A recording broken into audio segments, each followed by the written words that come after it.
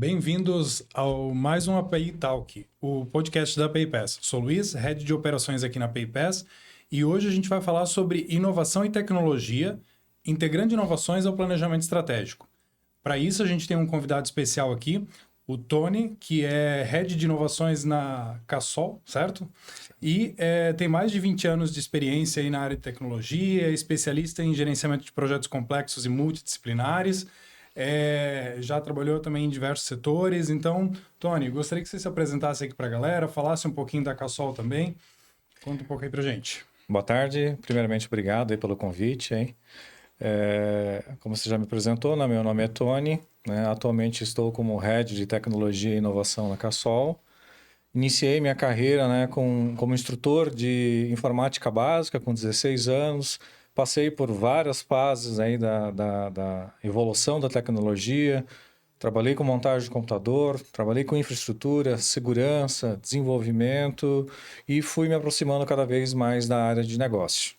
Então, minha carreira, né, a maior parte dela foi trilhada, né, sempre conectando, né, tecnologia com negócio, sempre com a visão do negócio, com a visão do cliente para resolver dores dentro da companhia. Né? Atuei na área de indústria, na área de educação, na área de prestação de serviços de tecnologia e agora, né, minha maior parte de experiência é com varejo. Legal. Bom, seja bem-vindo novamente, então. E estou aqui com o Sidney também, um dos founders da PayPass, primeiro episódio que você participa aqui com a gente, né, Sidney? Seja bem-vindo também. Muito obrigado, Luiz, Valde e Tony, um prazer estar com vocês. Um grande oportunidade de estar aprendendo e fazendo trocas. Obrigado mesmo. Legal. E o Valder, o meu fiel parceiro aqui de podcast, né, Valde? Também founder e CEO da PayPass. Bem-vindo, Valde. Olá, pessoal. Obrigado, Luiz. É um prazer acho que conversar sobre um assunto tão importante, inovação, né? Eu gosto muito desse tema. Foi assim que surgiu a PayPass, né? Buscando inovação, então vai ser boas trocas aqui. Bacana, bacana. E para começar esse nosso bate-papo, não posso deixar de trazer aqui, para aprofundar um pouco mais o papo aqui sobre a Cassol também, a notícia que saiu recentemente na mídia sobre a integração das operações comercial da Cassol Centerlar e da Todimo, né? Essa Isso, que pronuncia Todimo. mesmo, né? Todimo, legal. E essa integração, ela mostra aí, né, tanto uma dinâmica do mercado, de parceria entre empresas criando aí ecossistemas, enfim, mas ela também destaca a importância da inovação e a eficiência operacional aí do setor, né? E aí eu queria entender, Tony, como que a área de tecnologia e inovação contribuiu para essa integração das empresas, né? Qual é o papel que vocês aí tiveram, qual foi a estratégia adotada, o passo a passo que vocês tiveram aí dentro da área de inovação, olhando para essa integração? Bom, né, como a própria notícia fala, né, é uma integração da área comercial, unindo forças para ganhar competitividade no mercado. Né? No momento, a área de tecnologia e inovação ela não está sendo demandada. Mas para você entender, para você chegar num nível de sinergia, ela usou muito de tecnologia, muito de soluções já implementadas ao longo dos anos. Entendi. Então, quando a gente está olhando estoque, negociação comercial, existem diversos projetos que já aconteceram que permitem hoje a área comercial ter autonomia para executar esse tipo de negócio e implementar a estratégia. Então, a gente tem soluções de planejamento de demanda que utilizam a inteligência artificial, Big Data, muitas camadas de BIs para poder agora a área de negócio conseguir fluir. Esse é um trabalho que já vem sendo executado há um bom tempo e as áreas de negócio elas ganharam conhecimento uma semana antes do anúncio que foi feito na notícia. Ou seja, ela trabalhou com um autossuficiente, né, por conta ela já está bastante munida de informações. Então, o trabalho de tecnologia ele aconteceu de forma prévia e conforme for evoluindo essa sinergia, aí sim a gente começa a olhar para outros tipos de integrações, seja de sistemas comerciais, de negociações, enfim, que a gente venha ter necessidade de implementar. Legal, legal. É legal, interessante ver como a área de inovação e tecnologia elas desempenham papéis fundamentais durante esse processo. Talvez não num primeiro momento, como você falou, o foco foi comercial, mas sem dúvida nenhuma durante toda a trajetória aí, né, vai dar apoio a essa integração, né, a consolidação disso. E a inovação ela tem sido mais do que um artigo de luxo, mais do que uma um discurso legal das organizações, elas têm sido cada vez mais estratégica e relevante considerando o cenário competitivo, né, que a gente tem atualmente. Considerando isso, Valdir, a gente fala bastante sobre o processo de inovação lá dentro da PayPass, né? Até porque é uma coisa que está bem no nosso dia a dia. E eu queria ouvir de você um pouquinho o que você tem visto aí no mercado, dados interessantes, coisas, highlights aí relacionados à inovação. Bacana, acho que todas as empresas, não é de hoje que fala transformação digital, né? A inovação acaba sendo impulsionada para o negócio e as empresas têm entendido a necessidade de inovar cada vez mais para ser mais competitiva, para crescer mais, ter melhor eficiência, né? Tem aqui alguns dados, né, de acordo com o relatório global de inovação do Index 2021, publicado pela IPO, que a inovação desempenha um papel crucial no crescimento da economia sustentável e competitiva nas empresas, né? E o Brasil ganhou 5 posições nesse último ano, né, considerando essa parte de inovação. Então, é um dado importante para nós como país, né, comparado aí com outras potências, Estados Unidos, Israel, entre outros, né, que a gente está avançando nesse modelo de inovação e sendo mais competitivo com o mercado, né.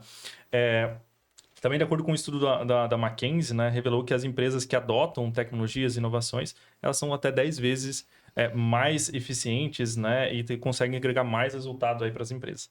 E aí até, Tony, entrando nesse ponto aí de inovação, que é onde você navega super bem, tem também um estudo da PwC, né, que descobriu que 61% dos CEOs acreditam que a inovação é um fator-chave, né, para a diferenciação.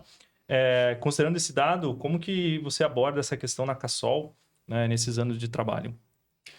Bom, eu sempre tive que inovar na minha carreira, porque sempre se trabalhou com poucos recursos, com sistemas que no passado não tinham APIs abertas para você trabalhar, você tinha que criar. Você criava por meio de uma interface, de uma integração de banco de dados. Então, a gente sempre teve que ser criativo nesse sentido. Então, isso já vem como parte da escola, né, da indústria, trabalhando com engenharia, melhoria de processo. Então, isso já é uma inovação natural, que hoje a gente conhece como os horizontes de inovação. Então, horizonte 1, você está fazendo uma melhoria interna, né? Horizonte 2, pode virar um negócio novo. E o 3, você pode... tem sinergia, a 2 tem uma sinergia com o negócio atual, e no horizonte 3, você cria um negócio totalmente diferente, disruptivo, que pode ser uma nova empresa. Tá? A gente tem olhado muito para esse primeiro horizonte, para dentro, as oportunidades de eficiência operacional. O que eu tenho dentro de casa que eu posso fazer melhor? Eu aumento o número de lojas, aumento o volume de transações, mas eu tenho uma estrutura de custo pesada. Então, eu preciso entregar margem, preço final. Nós somos uma empresa que compra produto e precisa revender. A gente tenta agregar outros serviços. Mas se eu incorporar mais pessoas, mais processos, mais sistemas, essa operação fica cara. Então, você precisa olhar para dentro e ver como é que você consegue otimizar. Então, a gente olha na área de logística, a gente tem iniciativas como Lean. Cara, como que eu faço menos movimentações de produto? Naturalmente, você vai precisar mexer em processos e sistemas. Então, isso vai acontecer. E aí você tem um ecossistema de plataformas, de soluções que você precisa utilizar. E aí você precisa integrar. Então, você precisa entender como funciona o negócio, ter o conhecimento do negócio, respirar um pouco da operação e entender como é que você vai mexer nessa operação. Então, você sempre vai ter que estar olhando para essas melhorias. Então, nós, dentro da Cassol, temos olhado muito para dentro, ou seja, como eu otimizo a operação de produto. Então, é a cadeia de valor do varejo. É o produto sendo comprado, recebendo, distribuindo, entregando na casa do cliente e fazendo logística reversa. Então, quando eu falo de cadeia de valor, eu estou olhando o ciclo todo. Então, não importa se é na loja, se é o atendimento do saque, se é o atendimento do televenda, se é o B2B, eu estou olhando o cliente passando por vários canais. Então, você precisa entender onde existe atrito e como é que a gente vai encontrar soluções, às vezes paliativas, que às vezes são emergenciais, ou quando você vai trabalhar com uma solução estruturante para resolver essa dor de forma geral. E essa inovação ela vem muito também com a maturidade da empresa, né? Você tem uma plataforma, você tem uma maturidade de processo, você traz mais produtos, mais complexidade, você traz gente com mais experiência de mercado e aí você muda de novo a sua maturidade. E você vê que coisa que você construiu lá no passado, você joga fora e começa a construir coisas novas. Então, essa inovação ela é contínua. Mesmo que você está olhando para dentro de casa, você sempre está se mudando esses processos, porque você encontra uma solução nova, aí vem um chatbot, aí vem uma IA generativa, aí inventa o custo que antes era proibitivo de um tipo de meio, de modal de entrega passa a ser acessível, então você precisa revitalizar isso o tempo todo. Então, o tempo todo você está olhando para o mercado, olhando oportunidades internas. Então, isso é um pouco do...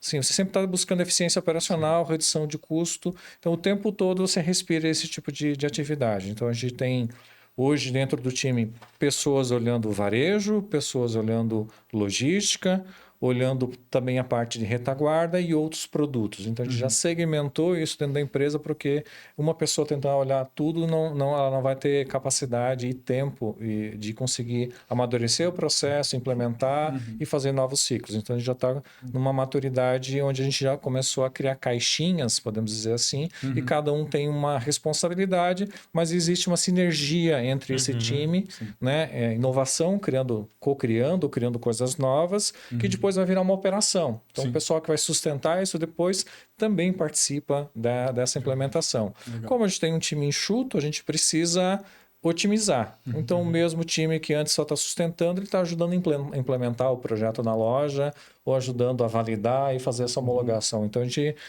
conforme a gente tem capacidade de execução, dinheiro disponível, a gente vai encontrando maneiras de fazer essas implementações e ir fazendo esses processos novos. Mesmo porque o varejo é altamente competitivo, né? A margem é pequena, tu comprar bem e vender bem. Então, nesse mercado, não...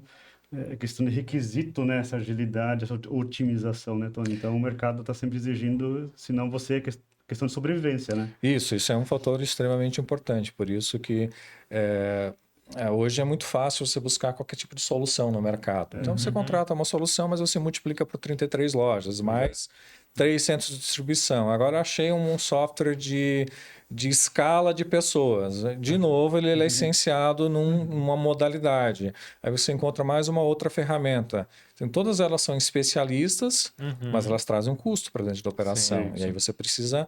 E aí depois vem de novo, né, o desafio de integração. Como que eu faço essas coisas todas se falarem? Né? Que é bastante, né, o foco, né, o core business do negócio de vocês. Né? Como é que eu integro essas coisas?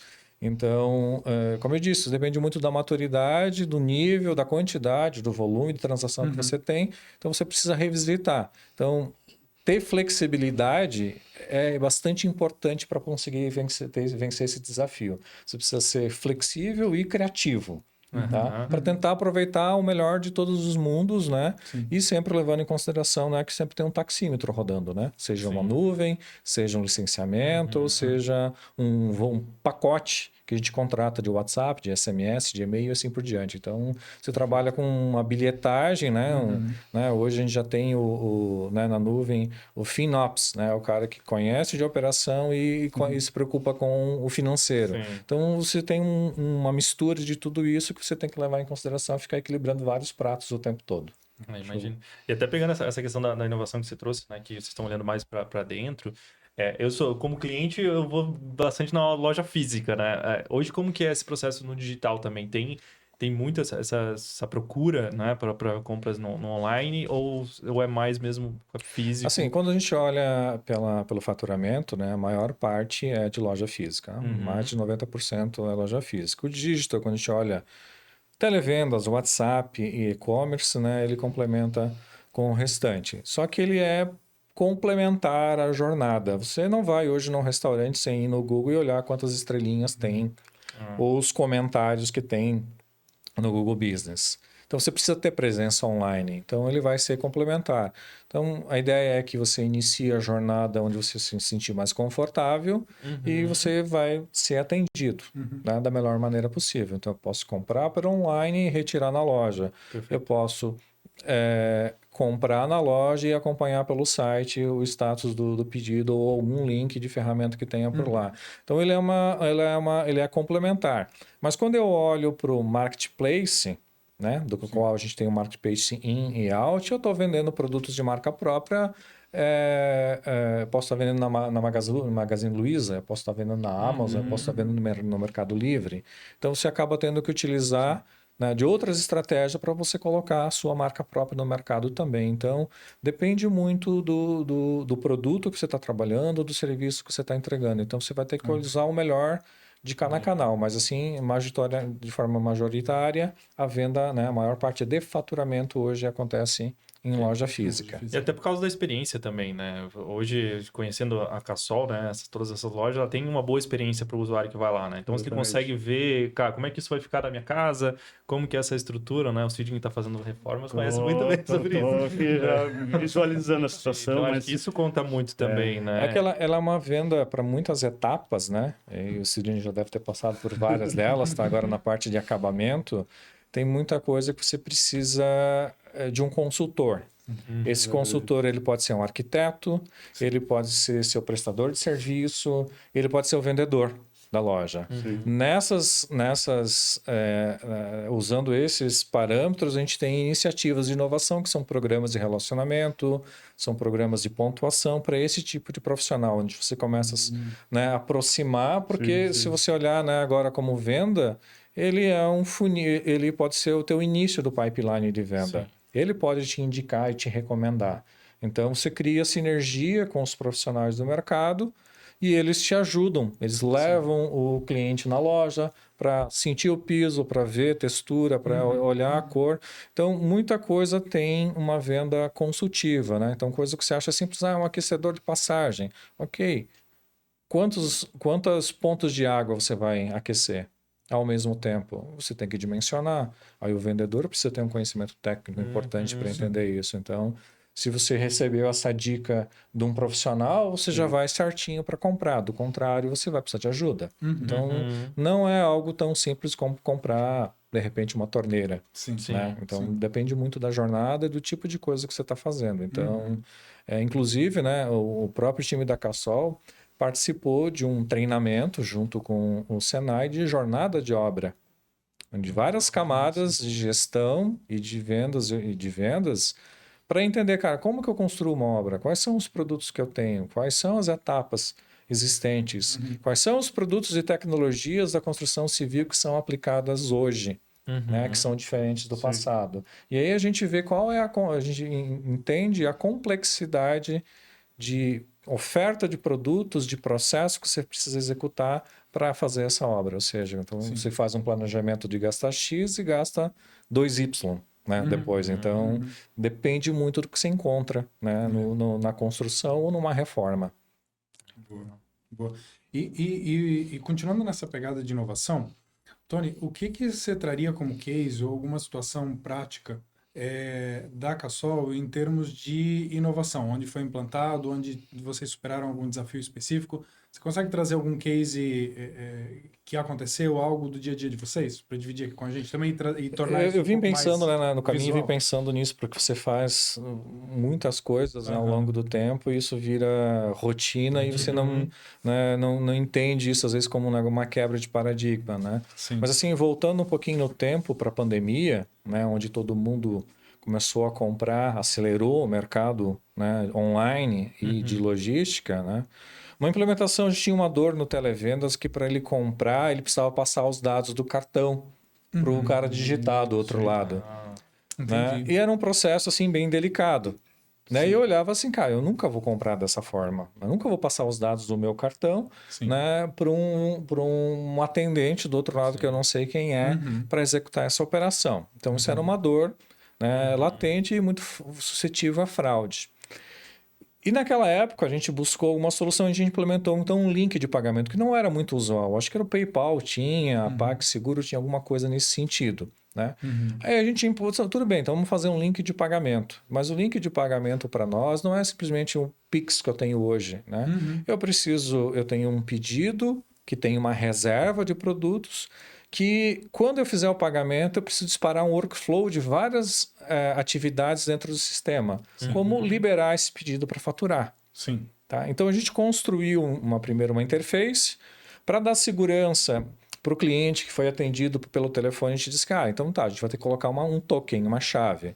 Então a gente usou CPF ou CNPJ e o número do pedido. O vendedor passava assim, esse aqui é o link para você pagar. Ele informava duas informações, ele via um checkout, um pré-pedido, né? Ou seja, com os produtos que ele solicitou, com o valor, com frete, com a negociação. E aí ele clicava e ia para um checkout de um gateway de pagamento para fazer esse pagamento. E esse processo, para vocês terem ideia, a gente implementou antes do e-commerce, para atender o televendas. Quando a gente implementou o e-commerce, isso já era usual, inclusive dentro da própria loja. E quando veio a pandemia, para nós não foi uma dificuldade ter que atender uma venda remota. Teve um monte de gente que teve que correr para implementar. E para nós isso já era uma normalidade, porque o televendas operava dessa forma, o B2B operava dessa forma, e as lojas também já operavam com essa forma de venda. Porque a gente já tinha... já sofria se o cliente veio na loja, fez um orçamento e ele não quer voltar, ele quer resolver de alguma forma, né? Pelo telefone ou online.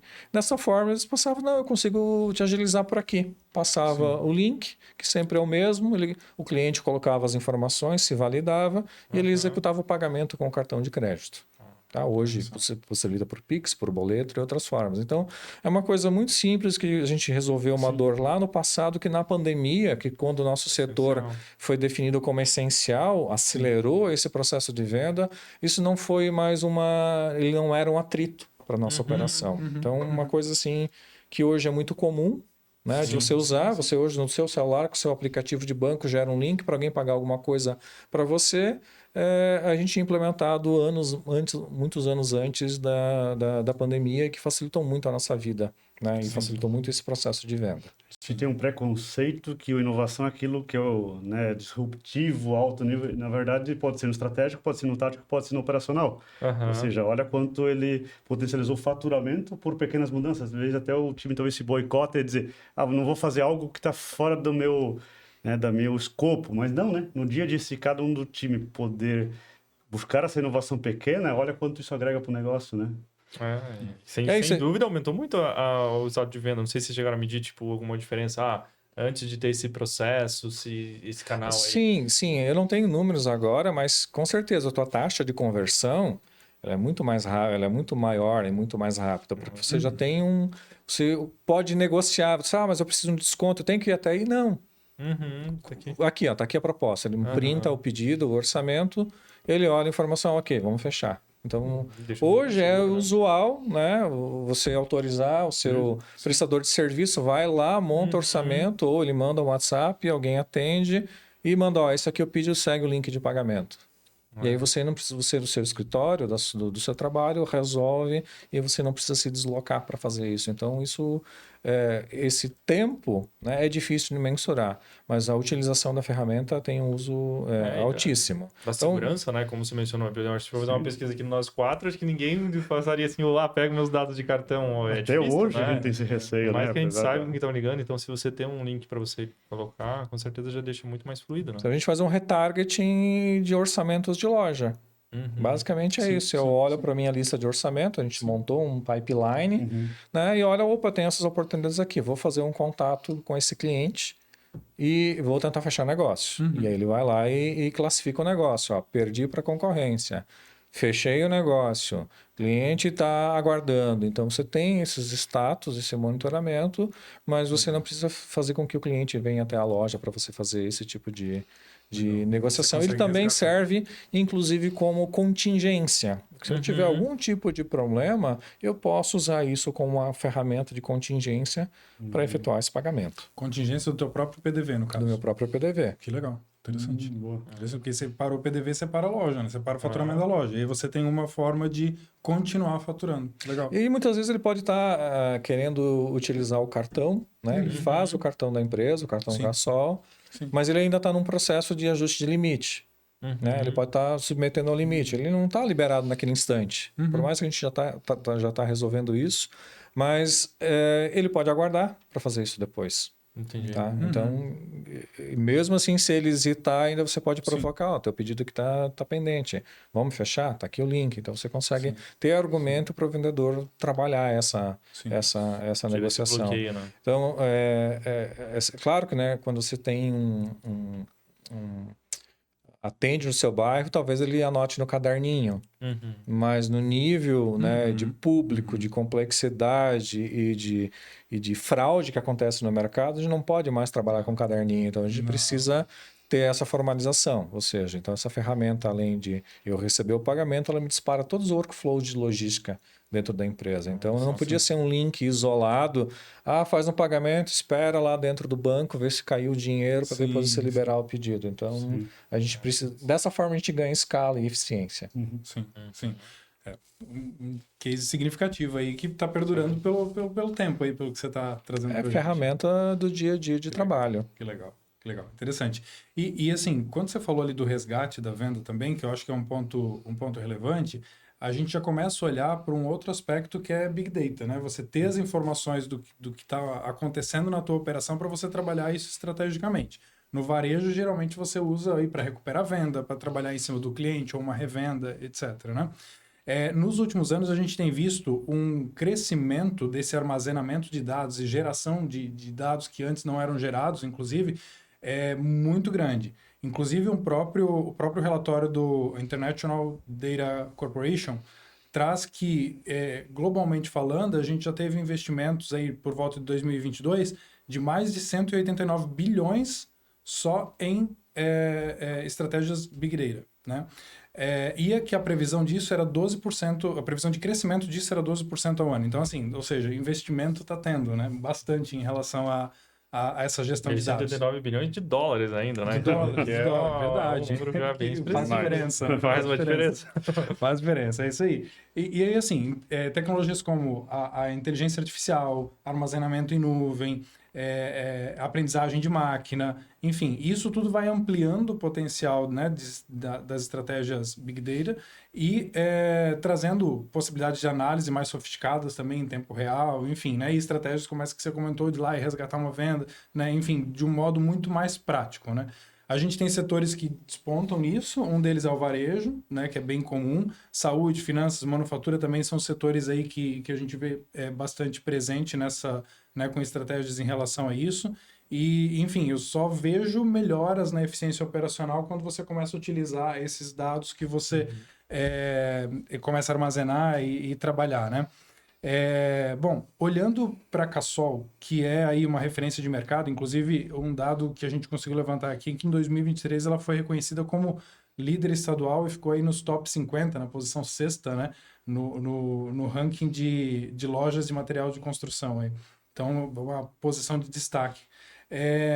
Tony, olhando para todo esse cenário, né, a transformação digital e a importância do Big Data, quais as estratégias que a Cassol tem adotado para incorporar esse tipo de filosofia, esse tipo de ações estratégicas dentro do seu dia a dia? Em termos de dados, uso dos dados, geração, coleta, processamento desses dados? O varejo, né, ele sempre foi muito data-driven, né? Sempre muito orientado a dados, porque você trabalha com uma margem apertada e você sempre precisa olhar a performance, né, do produto que você está vendendo. Então, essa parte ela sempre foi de praxe para a operação do dia a dia, né? Mas na medida que você aumenta o volume de SKUs que você precisa vender, você começa a ficar impraticável, usar um Excel, e aí você precisa buscar uma nova ferramenta e assim você vai evoluindo. Então, e olhando o comportamento do cliente, né, digital, você precisa começar a cruzar informações. Então, até um certo momento, trabalhar com o banco de dados que atende a operação funcionava. A gente usou a estratégia de Data Warehouse, criou diversas consultas, mas chegou no momento que ele já começou a afetar o ambiente de produção, que é o transacional, que é o PDV, que é a loja e a integração de pedido. Então, a gente teve que migrar para uma estratégia de Data Lake. Tá?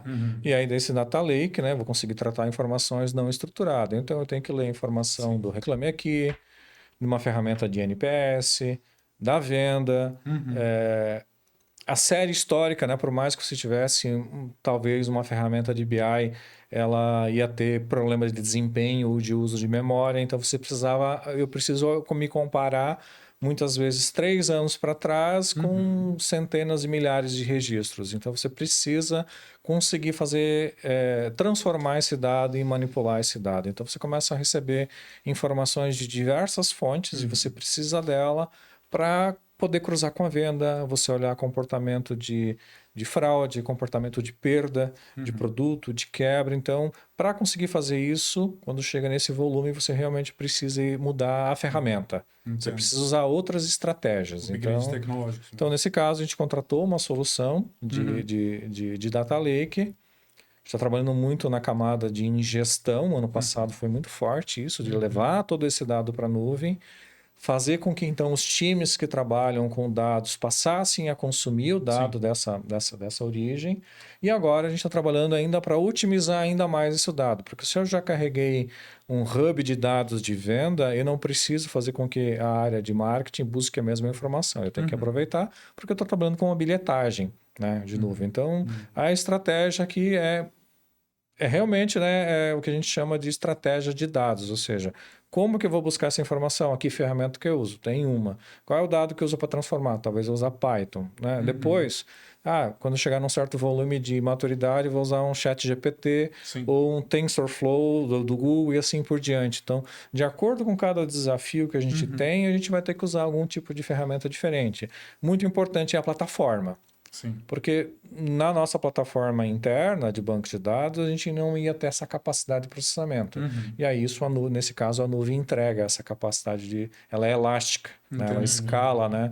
Em processamento e memória para a gente poder fazer esse tipo de desafio. Então, isso permite que eu consiga fazer cruzamentos que antes em banco de dados eu levaria horas e eu posso trabalhar isso em minutos. Então, para trabalhar esse volume de dados, cruzar essas informações todas, eu preciso mudar a forma de trabalhar e a ferramenta. Então, foi o que a gente tem trabalhado aí nos últimos anos. Tá? É trazer informação, trabalhar, e aí quando olha para a estratégia, né, tem os indicadores estratégicos, o tático e o operacional. Tá? E você precisa cruzar, às vezes, todos eles para conseguir tomar uma decisão. E aí existe um volume muito grande, importante de dados, e aí você precisa de gente com capacidade técnica para poder construir essas visões. Sim. Legal. É até interessante o que você comentou sobre ingestão de dados, e esse é um ponto que a gente fala bastante aqui na PayPass, né, Valdi? Quando a gente fala de gestão de dados, enfim, né, como que a gente trabalha a gestão ou a ingestão desses dados, é algo bastante forte aqui dentro da PayPass, uma discussão bastante forte. Como é que você analisa, como é que você vê a atuação do iPass nisso, como que o iPass agrega valor nessa gestão de dados, e você teria algum exemplo prático para quem está ouvindo a gente e conseguir, né, trazer da teoria do que você vai trazer aqui para a prática também, algo que você tenha visto dos nossos clientes? Boa.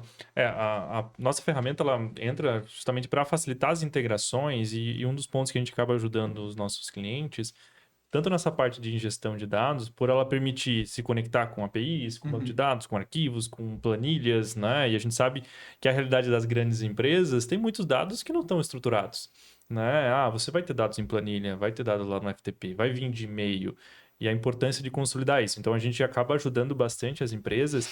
E acho que não só isso, o que a gente está avançando agora, já compondo um pouco da IA, até tem um caso bem recente agora que a gente está trabalhando, que é esse cliente, ele recebe, é uma transportadora, uma grande transportadora, e ela recebe muitas das solicitações de transporte por e-mail, por incrível que pareça. Né? Dos embarcadores, que não tem ainda um portal, ela recebe por e-mail, e aquele e-mail não é um e-mail estruturado. Chega o dado, preciso da carga X, tal data e tem um limite. Então, a gente consegue capturar essa informação, né? E aí, em conjunto com o ChatGPT, conseguir trabalhar com... que aí tem os conectores de ChatGPT dentro da plataforma, conseguir conectar lá com o ChatGPT, extrair as informações. Com essa daqui tem as informações, né? Que para a gente startar a carga, né? E daí a gente manda para o portal com captura do e-mail, né, que vem a informação do cliente, joga para o ChatGPT, interpreta todas as informações com os parâmetros que a gente tem e manda para o portal do cliente onde que ele faz a gestão dessa carga, né? Então isso tira uma eficiência absurda, porque hoje 30% das solicitações que ele tem é por e-mail, né? E aí tem 5, 10 pessoas fazendo esse trabalho que a gente vai fazer uma automação, utilizando a parte de capturar informações que vêm não estruturadas, tratar esse dado, usar IA para isso, para manipular as informações e gerar uma eficiência operacional. Então, esse é um dos cases, mas tem vários assim que clientes utilizam para, olha, eu tenho no Excel, tenho APIs, quero conectar, e a gente acaba armazenando num formato de dados estruturado já no Data Lake, para que depois isso possa ser consumido por dados estruturados. Então, a gente ajuda bastante, vai além, às vezes, que a gente olha assim, a IPS só como um integrador, né? Mas a gente acaba trabalhando bastante forte nesse ponto aí de dados, né? E nem todo mundo, né? Nem todas as empresas têm uma equipe de desenvolvimento interna, com especialistas, com pessoas capacitadas para fazer esse tipo de trabalho. Sim. Né? Para mim, isso é essencial dentro do negócio para gerar, né? Poder executar toda essa criatividade que a gente tem de regras de negócio. Agora, quando você pega uma empresa menor, você não tem, muitas vezes, tem uma pessoa que cuida de tudo. É o cara da TI e ele precisa resolver tudo. Então, quando ele olha para a plataforma de vocês, com certeza ele vai enxergar, né, infinitas possibilidades para usar essa ferramenta, né? E usando pouca codificação, né, low code ou no code, arrastar componentes, né, ele com certeza vai ganhar uma eficiência gigantesca, tá? Porque hoje ele usa um Google Forms, usa um Google formulário no Office 365 e muitas vezes aquele é o controle que tem e precisa ser aquilo. E se tentar mudar, aí é uma quebra de paradigma, é uma mudança de processo que não tem pessoas suficientes ou não tem a maturidade para fazer essa mudança naquele momento. Então, ele vai ter que flexibilizar, ele vai ter que usar aquela planilha de Excel para alimentar um dashboard que vai para a diretoria. Então, e aí olhando para a plataforma, né, para os componentes, né, que todos que vocês têm dentro da plataforma de vocês, com certeza isso facilita muito o trabalho. Então, você não está pensando numa uma empresa gigante. Você pega da empresa de poucos colaboradores e dá competitividade para ela. E assim, o que a gente olha, né? Quando, às vezes, você trouxe antes, assim, às vezes a gente, numa operação, a gente vai trazendo soluções e isso vai aumentando um custo, né? Queira ou não. Vou trazer uma solução, vai automatizar, mas vai ter um custo. E quando que vai virar um ROI disso, né? Porque qual é a importância? Tem que dar ROI no final do dia, a última linha lá tem que ser positiva e tem que crescer, né? Quando a gente tem visto bastante as experiências dos nossos clientes, é que o fato de colocar a nossa solução, ela acaba, antes um projeto que eu ia lançar para vender mais, ia demorar 3, 4 meses, eu consigo fazer dentro de um mês. Então, são 3 meses a mais eu estou faturando. Né? Então, a eficiência nisso não está só no tempo que eu ganho de custo operacional, mas quanto antes eu libero um projeto, né? Como o Tony falou assim, às vezes, cara, por a ferramenta ter vários componentes, várias soluções, dá mais dinamismo para quem está construindo ali e tem a necessidade de negócio. Opa, então eu posso usar o ChatGPT aqui, posso conectar com e-mail, extrair essa informação e com isso atender a minha solução.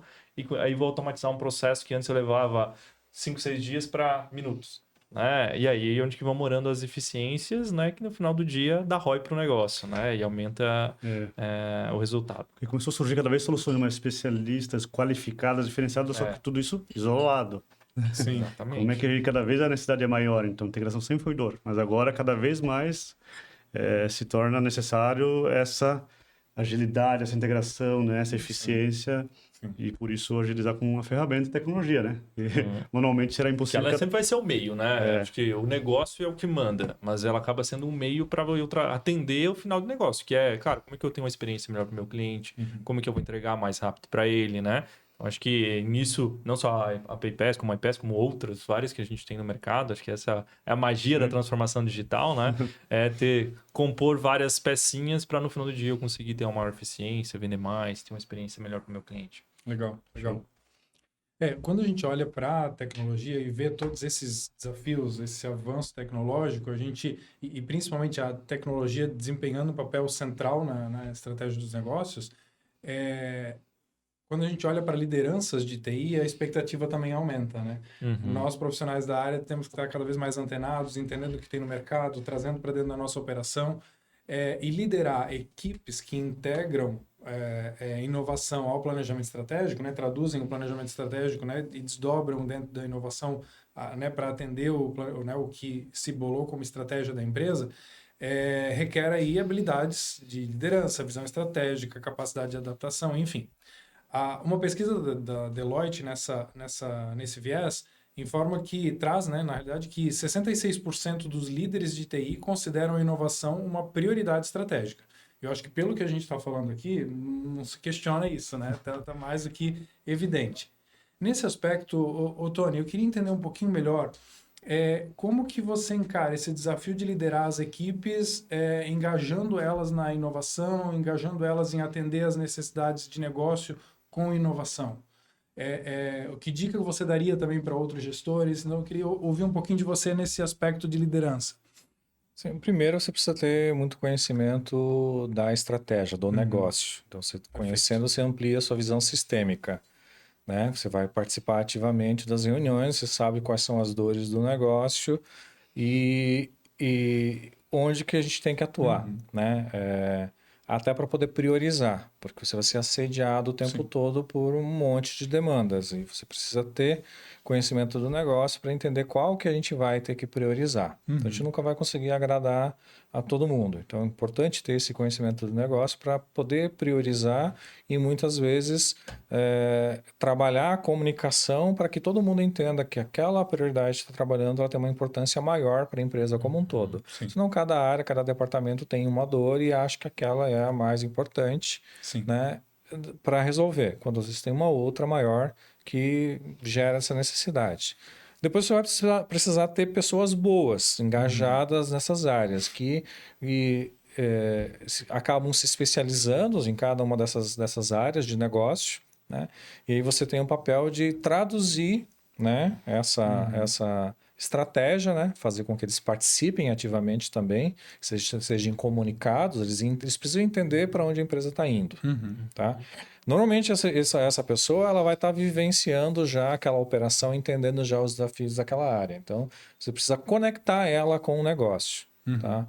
E por mais que você ache que ela está próxima, ela está, às vezes, orientada para a operação. E você sempre tem que dar uma visão sistêmica maior. Você tem que estar revisitando o tempo todo. Ó, essa é a estratégia, esse é o problema que a gente tem para resolver. Essas são as oportunidades que a gente está trabalhando para melhorar ou para avançar, para faturar mais como um todo. Então, você precisa ter esse time muito próximo dessa estratégia. Você tem que entender o que é prioridade. A operação tem que funcionar muito bem, isso é mantra, mas aí, agora, o que eu vou fazer de inovação? Eles precisam entender qual é o propósito deles dentro da companhia. Então, você vai trabalhar com times multidisciplinares, de idades diferentes, né? Que eles precisam... Aí você tem do nosso lado, né? Você vai ter que ter uma resiliência, né? Porque você vai precisar aprender a se comunicar com diversos públicos diferentes, né? Com características diferentes, para eles entenderem aquele propósito. Então, quando você consegue encontrar esses talentos, eles vêm ávidos por conhecimento, eles querem ser desenvolvidos. Então, você tem uma habilidade de desenvolver as pessoas, fazer eles se conectarem com o negócio e entender o que é importante. Mesmo que a visão dele ainda seja limitada como um contexto geral. E ele vai ampliando nesse contexto. E aí você começa a ter que usar gestão ágil, gestão remota, é uma gestão que consome muito do tempo, é cansativo, aí você precisa repensar a organização.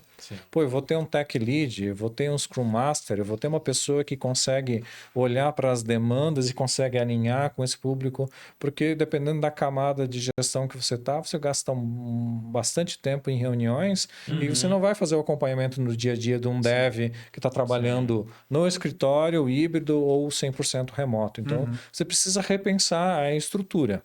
Tá? E aí você vai ter que dar autonomia para essas outras pessoas em resolverem. Tá? Eles têm que ter autonomia e eles também têm que ter dentro de uma área de controle poder errar. Então, a inovação é muito disso. Eu preciso, para aprender, muitas vezes eu preciso errar. Tem pessoas que aprendem muito rápido olhando os erros dos outros, outras precisam errar e outras não vão aprender. E aí você vai ter que entender como é que você vai controlar esse ambiente. Como é que você vai dar segurança, né? Outra coisa muito importante para uma pessoa que está entrando na operação, que vai ter que errar, que vai aprender, aí você vai começar a colocar algum tipo de governança, né? Ou seja, como é que eu testo, como que eu libero, como que eu homologo. Para nós, um projeto funcionando não é eu pegar o projeto e entregar aqui para o Sidney. Não, o projeto é emitindo a nota fiscal, o projeto é recebendo o produto, o projeto é entregar o produto na casa do cliente. Então, a gente acaba envolvendo muito os times em várias etapas do processo. Então, ele começa a entender a complexidade, a dificuldade de enxergar essa operação, né? E a gente sempre tenta buscar pessoas que têm, né, visões sistêmicas, né? Quando eu olho para uma operação de logística, a gente vai procurar alguém de engenharia de produção, vai olhar para alguém que tenha conhecimento de exatas, pessoas que tenham habilidade para esse tipo de atividade. Quando eu vou olhar growth, marketing, eu tenho uma habilidade diferente que eu preciso buscar. Então, a gente precisa ter esse tato, tem que estar muito atento ao mercado e a gente precisa ser muito flexível para entender qual é o tipo de profissional que eu preciso para fazer aqui. Aí você vai fazer networking, você vai tentar entender, vai buscar nos pares em outras empresas o que é possível para fazer, como é que ele está fazendo. Então, essa parte é bastante importante para você aprender a liderar esse público. É um desafio, né? É um desafio constante que a gente tem que ter resiliência, né? Essa criatividade, né? E encontrar ferramentas de liderança para esses times. Então, você tem que encontrar... Já fiz vários cursos de liderança. Vai lá fazer curso de liderança remota. Você tem que fazer, porque você vai ter que aprender, estabelecer um contexto diferente e às vezes até algumas regras para que aquela reunião flua. Então, você vai ter que trabalhar dessa forma. Então, você tem que se reinventar. Então, você como líder precisa se reinventar o tempo todo também. Então, como dica, você vai ter que se reinventar, vai ter que estudar, vai ter que olhar formas modernas de trabalho, vai ter que olhar muito marketing, né? Como que as empresas estão trabalhando, olhar muito para Lean, né? Muito do startup Lean, ou seja, como é que você vê uma empresa pequena que depois decola e depois está na bolsa de valores. Então, ali tem muito aprendizado. Então, você precisa estar olhando. Eu gosto muito de estudar cases e olhar, poxa, como é que esse projeto aqui cresceu tanto? Como é que isso aqui evoluiu? Gosto muito de ouvir podcasts. Eu passo bastante tempo no trânsito, então eu sempre estou ouvindo um podcast para ver, o que eles fizeram de diferente? Quais foram as lições aprendidas? Por que ele quebrou aquela empresa? Ele tentou terceira, quarta vez, aí teve sucesso. Então, é um aprendizado constante. Legal. E acho que também parte de inovação, né? A gente vê que às vezes você vai trazer uma inovação, como você falou bem, parte estratégica, né? Coloca a estratégia e tem uma inovação e a empresa, a gente já entende que isso é necessário.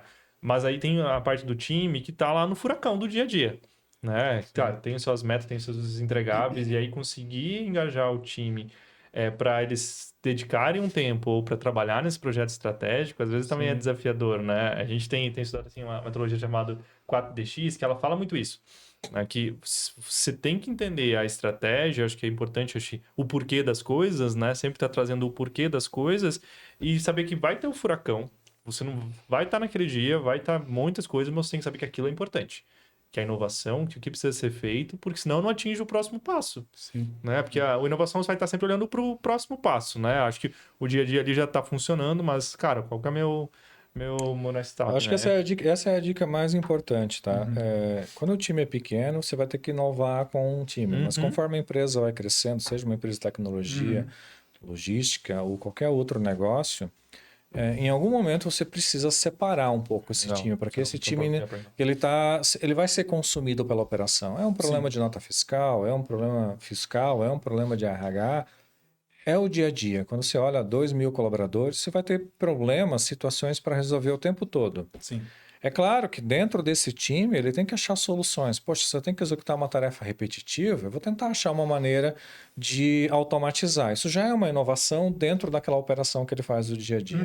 Mas quando eu quero olhar um outro escopo, eu quero olhar coisas diferentes, você vai precisar ter pessoas que tenham no início, talvez part-time dedicada para olhar isso, mas tem que fazer parte da agenda dela, ao ponto que você consiga separar um time para olhar um pouco disso. Então, tentar misturar a operação com inovação ou com projetos propriamente ditos é um desafio. Tá? Você vai sempre ter uma priorização que vem uma legislação, ela precisa ser implementada, quando se eu não fizer, eu vou ser multado.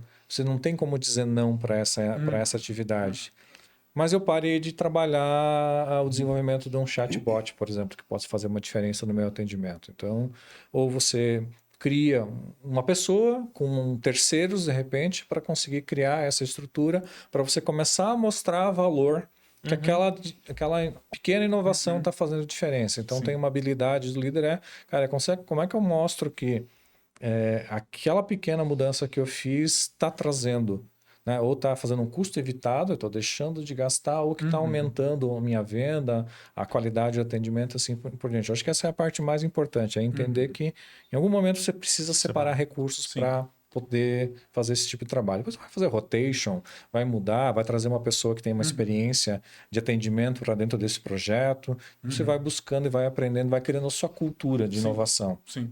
Esse era o ponto que eu também ia perguntar. Acho que é separação, né? Mas acho que como que mescla, porque às vezes a pessoa que está lá no dia a dia, ela absorveu muito do negócio, né? E tem muito aquela dor. E às vezes só a pessoa de inovação ainda não vive. Então acho que quando você trouxe agora no final, né? Acho que é mesclar, trazer às vezes esse profissional que está lá para dar insights e insumos da dor ali para quem está com essa visão focada na inovação, consiga gerar os insights, né, e concluir. Né? Dentro da nossa estrutura, a área de Service Desk hoje é nosso talento, porque como varejo eu não consigo concorrer com benefícios de uma empresa de tecnologia grande. Então a gente acaba olhando para dentro. Poxa, aqui eu tenho um talento. Então a gente traz às vezes pessoas que estão estudando tecnologia, mas que ela precisa trabalhar e está na logística, está em vendas e operações. Ela migra para o Service Desk, né? Entende o preço é um degrau. Depois ela vai para o time de infraestrutura, ou vai para o time de desenvolvimento, ou ele pode, né, se especializar na parte de negócio. Então ele vira um analista de negócio. Porque ele ganhou tanto conhecimento por experiência que ele vai ter essa demanda. Então a gente precisa, né? No passado a gente trabalhava a gente contratava um analista full stack. Ele sabe programar, ele desenha escopo, ele implementa, ele treina, ele tem múltiplas habilidades. Hoje no mercado você não tem mais esse profissional. Sim. Se tem, ele está muito bem empregado, ou ele também se especializou, né? Porque chavear de contexto também é cansativo. Então você tem um programador que é muito bom em fazer uma parte daquela atividade.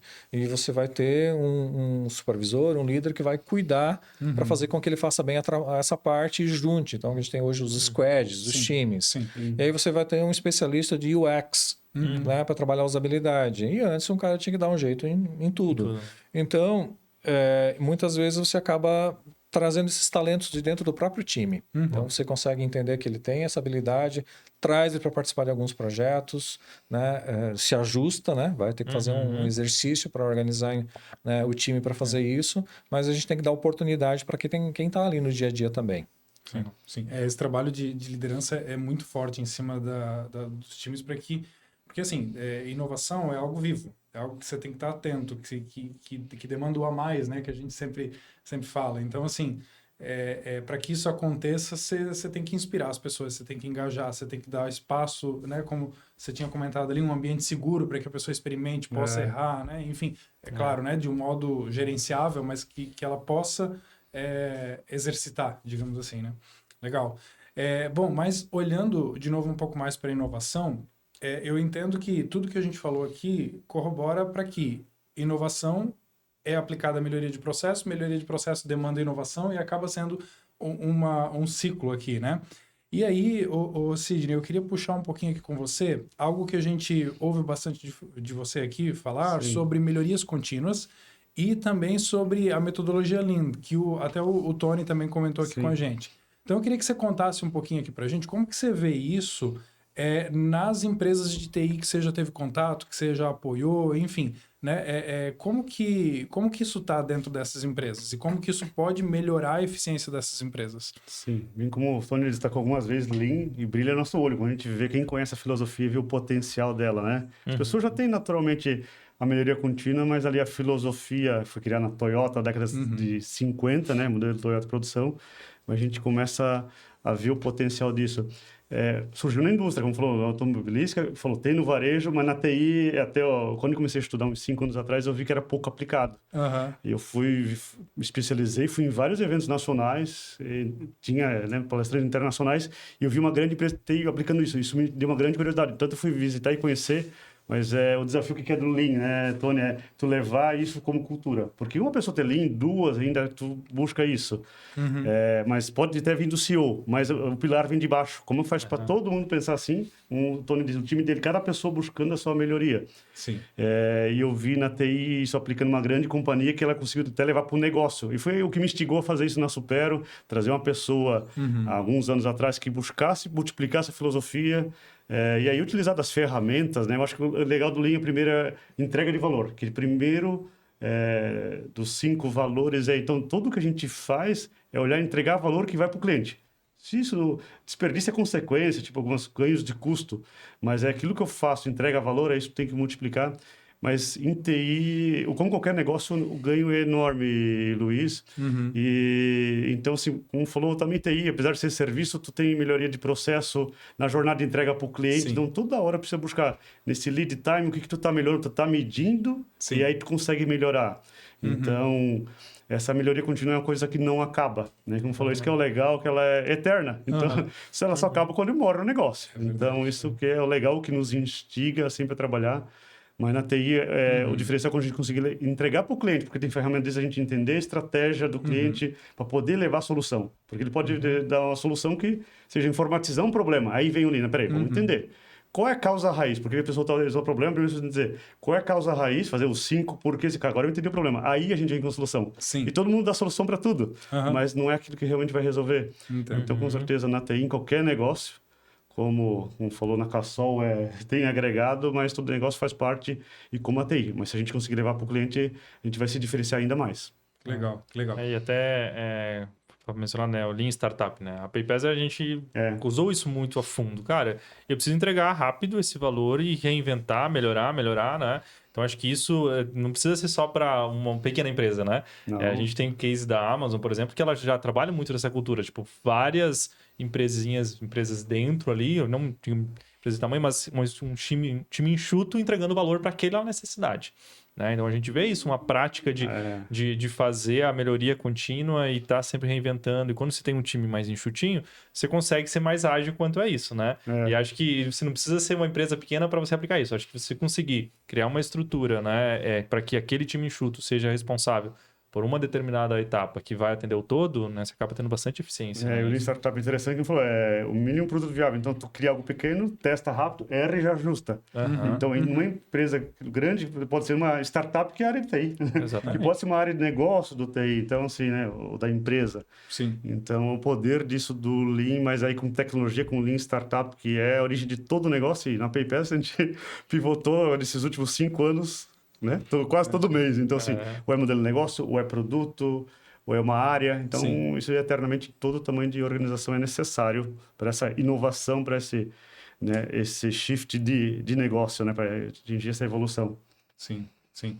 Eu queria ouvir um pouquinho do Valdi nessa linha ainda, sobre qual é o papel da tecnologia na melhoria de processos. Né? O Sidney já compartilhou aqui um pouco sobre essa mentalidade, essa filosofia, método Lean, filosofia de melhoria contínua, mas queria ouvir, como que a tecnologia contribui nesses processos de melhoria contínua, na tua visão, Val? Não, até trazendo aqui algumas informações, né, do McKinsey, empresas que adotam tecnologia avançadas têm 23% de chance de adquirir novos clientes. Né? E quem não quer novos clientes, né? Então é um percentual bem representativo, né? E 22% mais chance de reter, né? Então acho que é bem importante esse momento, cara. Não só conquistar, mas como que eu retenho o meu cliente, né? E acho que nessa melhoria está sempre buscando, né? E mais chances aí, 20% de aumentar os seus lucros. Então, acho que são 3 pontos, são números bem expressivos que a gente olha, né? E a importância de colocar cada vez mais a tecnologia, como eu falei anteriormente, a tecnologia vai ser sempre o meio, né? Eu acho que começa ali, como o Sidney falou, dos porquês. Eu entendendo ali da estratégia dos porquês, eu vou colocando as tecnologias, né? E no final vai me dar esse resultado da transformação digital que a gente sempre tanto fala, né? Pô, eu tô vendendo mais, meu cliente ele tá comprando mais de mim porque eles têm uma melhor experiência, né? Que eu consegui através da tecnologia. Como o Tony trouxe ali como um case anterior, né? O simples fato de ter um link para o cliente fazer um pagamento, ao invés de ele passar a informação, isso já trouxe uma inovação e, consequentemente, aumentou o seu lucro, né? Então, acho que quanto cada vez mais a gente entende e sabe que hoje existe centenas de tecnologias e a gente vê isso cada vez mais exponencial. Agora, com o uso da IA, vai ser mais ainda, né? Mas ela vai ser sempre o meio. Né? E acho que parte do princípio de eu entender a estratégia e, sim, ter conhecimento de várias tecnologias e pessoas, como o Tony falou, de pessoas capacitadas para ir montando esse leguinho de tecnologias e pessoas para, no final, ter uma eficiência. Né? Mas, sem dúvida, hoje, acho que a gente vê vários negócios crescendo rapidamente e escalando porque adotaram tecnologia. Seja o uso de dados, seja usam uma ferramenta para automatizar ou para ter melhor experiência. Faz todo sentido, faz todo sentido. E agora, já seguindo aqui para uma última pauta, eu queria entender um pouquinho mais da tua visão, Tony. Quais são as tendências que você entende, tendências na área de tecnologia, que vão ter maior impacto aí nas operações das empresas de modo geral, ou se você quiser trazer algum insight aí da própria Cassol.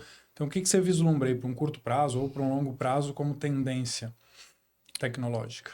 Assim, como tendência, né, você está vendo, né, o CEO da NVIDIA, né, mostrando o potencial dos novos robôs. Sim.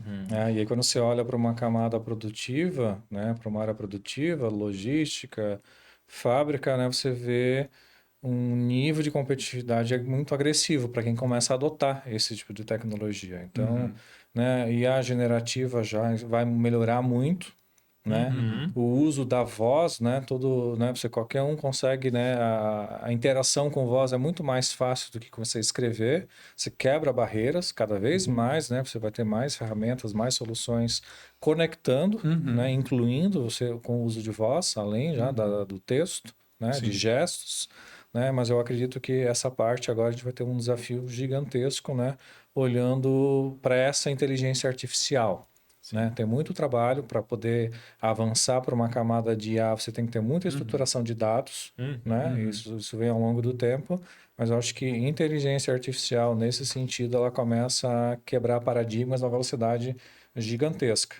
Aí a gente vai ter que se adaptar, né? Tanto do mercado, para a competitividade, né? Para poder entender onde vem outras oportunidades por ser lançado esse tipo de tecnologia. Então, assim, a curto prazo, a gente tem um desafio muito grande, né?